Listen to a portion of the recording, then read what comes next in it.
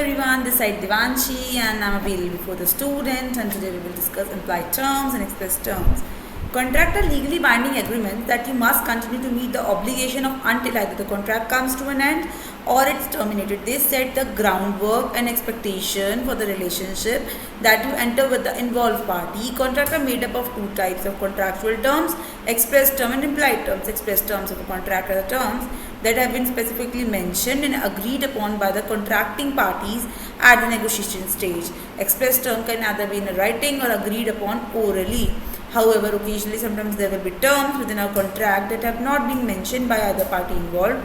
This does not mean that they are not enforceable and the contract would not make any sense without them. Implied terms are a set of default rule for contract on points that are essentially silent. These mandatory rules, which quietly operate in the background, can override the express term. Implied terms are made up of two individual types. Terms implied by court. Implied terms only occur because every contract can be deemed as incomplete in a word that we are unable to control. Terms implied by court are items that a court will assume were intended to be in the contract regardless of whether they are physically present or not. Terms implied by statute.